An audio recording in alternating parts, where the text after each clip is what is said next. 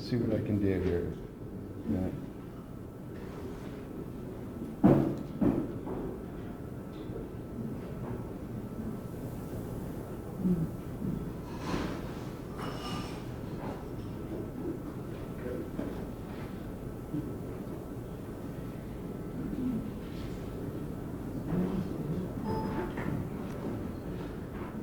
All right, my name is Stan Cook. I'm the program manager for the Fort Ord Reuse Authority's Environmental Services Cooperative Agreement. I'm going to drop into acronyms real quick here. So Fort Ord Reuse Authority is going to become FORA real quick. Environmental Services Cooperative Agreement is going to become the ESCA. It's just easier to work through. But the Environmental Services Agreement is a grant from the U.S. Army to the Fort Ord Reuse Authority to clean up munitions and explosives of concern on 3,340 acres of the former Fort Ord. This right here is an outline of the former Fort Ord. Over here would be the ocean. Tonight I'm going to give you a little bit of background on FORA and the Environmental Services Cooperative Agreement, what it is. Then I'm going to tell you some progress, how we've been doing in the field over the last 5 years. I'll bring you information on the 2012 document schedule. That's how you interact with our project the best, is comment on our documents if you're interested in certain areas. I'm also going to tell you about community involvement workshops that we have, other ways that we're out in the public working to bring you information on the Environmental Services Cooperative Agreement program. Before I go any further, I want to do something that I do at all of our meetings, all of our presentations, and that is to stop and go over what is the basis of our community involvement and outreach program. And that is our Accord principles. They're our commitment to the community. And that's to acknowledge diverse views and voices, to communicate regularly with stakeholders, to be comprehensive in our education and information, to provide an opportunity for active community participation, to be responsive to personal communication and inquiries, and to be dedicated to inclusive community involvement and outreach. If our Environmental Services Cooperative Agreement outreach does not meet that standard in your mind, come talk to me. I'm available every day, seems like. Okay, let me orient you to what the properties are that are covered by the Environmental Services Cooperative Agreement. To orient you, this right here is Reservation Road. This is East Garrison. Right along here is Inner Garrison. We keep going down to Inner Garrison, we get to Highway 1 right here. This little corner right here is the ocean in there. General Jim Moore Boulevard picks up about here and goes all the way down here. Then we hit South Boundary Road that comes around here. And then this is Laguna Seca itself. Those blue properties are actually properties that we're doing investigation remediation on, and that's the Laguna Seca parking lots.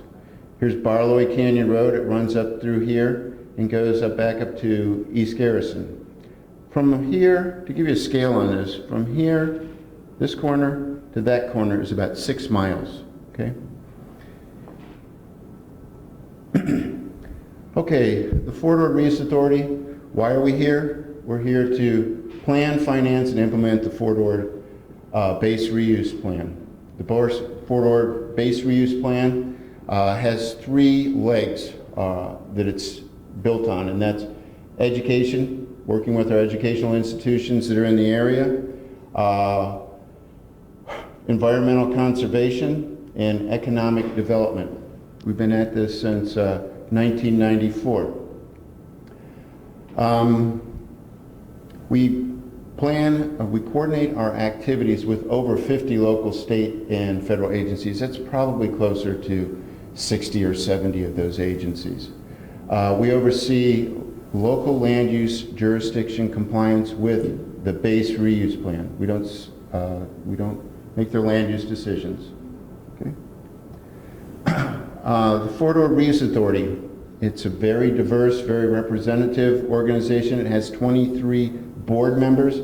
The board members are your mayors and your county supervisors. Okay, plus you also have representatives from your congressional district, your state assembly, from your state senate district, and from regional agencies and the educational institutions on Fort Ord. Okay, the Ester Remediation Program. Like I said, it's a grant from the U.S. Army. Why is it from the U.S. Army? The U.S. Army is responsible for cleanup and remediation of munitions items on Fort Ord. The Army contracted with FORA to remediate munitions and explosives of concern. That says MEC right there, but that's what we use to say munitions and explosives of concern. So to remediate munitions and explosives of concern on these 3,340 acres that I've identified, and this map over here on the side will help keep you oriented. The money that the Army provided to FORA provides for not only remediation but for regulatory oversight. Okay. FORA's goal is to coordinate reuse and remedial work in a safe and effective manner. Okay. Now, the regulatory framework, FORA has to comply with all the circular regulations. That's the National Priorities List. It's also the Superfund. I'm using Superfund here. They're pretty much interchangeable. All federal and state regulations apply to what we do, just like they do to the Army. Federal and state, the federal under EPA and the state under California Department of Toxic Substance Control provide oversight on everything we do. The contract and how we're going to do the Environmental Services Cooperative Agreement cleanup is contained in the Administrative Order on Consent. It's an agreement between FORA, EPA, and California DTSC. The basic idea here is to always be protective of human health and the environment. Okay? What are our commitments in this? First, quality of cleanup and safety for everybody, our folks, our field folks, and the people that are going to use this property now and in the future. To adhere to the state and federal regulations, and to utilize best available and appropriate remediation technologies and practices. Okay, we try and coordinate field work with reuse activities where we can. We try and engage local communities. We try to provide an opportunity for Superfund comments as required for public comments under the Superfund. And the bottom line here is we're here to achieve site closure. That doesn't mean closing the property to use or to access. That means, from the EPA's perspective, to finish the remediation work and close the paperwork, close the books on that. Okay. To date, in the areas we've been working in, and we found 2,370 munitions and explosives of concern items. We've recovered 29,000 pounds of munitions debris. We've recovered 250,000 pounds of other debris, cultural debris, things left by the soldiers, things left by the folks that were the first homesteaders in the area. We do everything with a team of biologists on board. We have 3 biologists, full-time biologists on board. We also have the ability to pull in biologists that are specialists in species. What we try to do is our biologists go out, they first look at this, looked at the sites where we work, understand the sites. Then as our field folks go into the site, they have educated them so they minimize the impacts that we have on the habitat and species that are out there. Okay. We've tried to have a solution-oriented approach, a cooperative approach with the community. One of those is the access corridors that we developed with what we call the users group. The users group came out of a meeting that we held when we first announced that we had to close access to all of these properties, and I'm pointing to that board over here. All those properties. Well, we all live over here and we like to recreate on the BLM properties over here. When we said we had to close those properties, of course, there were quite a few people that were very upset about that, and they wanted to know how we could get from where we lived over to BLM property where they recreate. We hadn't even owned the property at that time, so we went to the regulatory agencies and we talked to them and said, look, we've got this, we've identified a problem. So they helped us work with the community and the input from what we call our users group, bikers, hikers, and equestrians, and we came up with what we call an access corridor system where the paved roads through these areas are used for people to go back and forth between where we live and where we like to recreate. We've severely restricted, if not stopped, almost all motor vehicle access on those roads to accommodate people going back and forth, people pushing baby carriages, people riding bikes, equestrians, that kind of thing. Anyway, another thing, I could go into a few other things we've done in a cooperative approach, but I'm going to move on a little bit. I want to touch right here, though, that we work to minimize our impacts on the environment. That's not just the habitat and the people, I mean the biological species, but also how we interact with that, you know, the people that use those properties. Okay. Here's a quick schedule of the Ester program. We started in 2007. We're going to end in 2014 on the current schedule. This right here, 2012 is where we sit. Just to give you a little orientation, this kind of funky color up here is, this is the paperwork to get into the field. And this right here, the green, is our field work. And this blue down here is our paperwork to get out of the field. So you can see that most of our, in all these different groups, most of our field work is done, okay, or close to being done. I've got a little graphic representation of that. Now this is supposed to be pink, that's a celebratory color. It didn't turn out that way, but that is where we have received regulatory site closure on these properties here. The portions that we have received, that we have finished our field work in and we're doing the closure paperwork are the blue areas here, okay? The areas that we have left to do munitions field work are these greenish areas here. And so if you want to see some numbers, 35% of what we were given to clean up has received regulatory closure. That means we're very close to, we're very close to finished with it. The blue area is 55%, and that's where we just have paperwork to finish. And then we have under about 9% here. We have, this is actually 56%. We have 9% or less of the area left to do our munitions field work in. Now, these blue areas here, if you looked at the, let me go back, paperwork here, there's years of paperwork here, so we're working on it as fast as we can. Okay? Okay, these are some of the documents that will be coming up to help with that closure.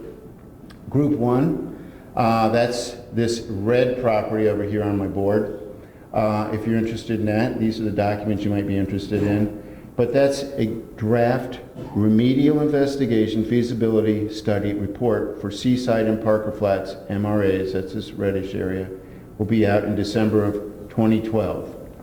Group 2, that's these green areas right here. Group 2, we have a draft and a final remedial investigation feasibility study report for CSUMB off-campus MRA. That's this portion right up here in the corner. Now, also when we get this finished, we will have a proposed plan for the CSUMB off-campus MRA. This is something that, the proposed plan is one of the final documents that we'll be working on our way to getting a record of decision on this property. Group 3, we have a final RAFS report for these blue properties here, which are the Mount facility, Laguna Seca parking, some small areas down here next to Ryan Ranch for Delray Oaks and Monterey. And so those will be finished, that should be finished in May. We'll go to a proposed plan on that in September of this year.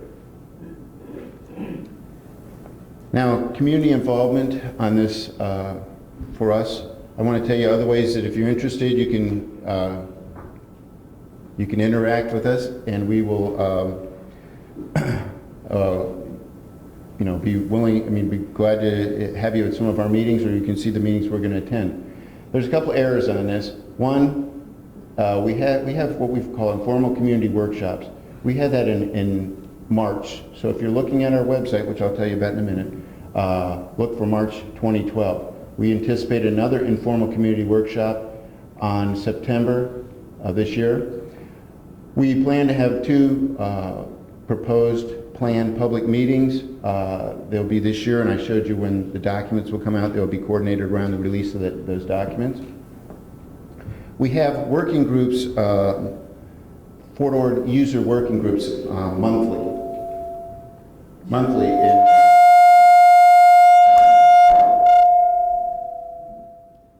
Sorry. Yeah, I am finishing up. Okay. So other events where you can meet with us are the Army's Community Involvement Workshops. They have those 3 a year.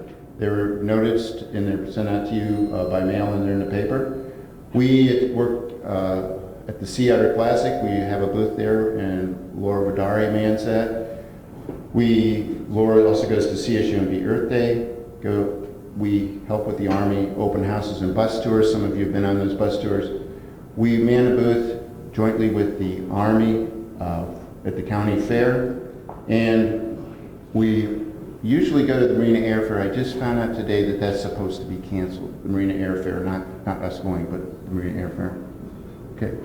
If you really want to get into this and you want more information, every presentation we've ever done to the public is on the www.forascarp.com website. It's a very good website.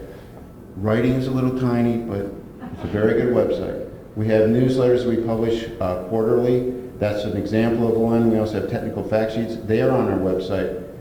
We have updates of what's happening in the field. They're on our website, but we also have a hotline. If you're interested, you can call that, find out where we're working, and if you have questions on the project, you can leave them, and Laura and I will answer them. We have maps showing our access corridors, the ones I told you about. Those maps are on the website, but they're also placed on kiosk out in the field at the corner of Normandy and Parker Flats Cutoff, at the corner of 8th and Giggling, and also at the corner of Inner Garrison and Schoonover. Okay? If you want to email us, you can email us any questions you have at esca@fora.org. If you have comments to the documents and you're interested in what's going on with those documents and want to comment on them, I need those in writing with an original signature on them so they can go into the Army's administrative record. To mail that, you mail it to 920 2nd Avenue, Suite 8, Marina, California, 93933. And that's the end of my presentation. Thank you.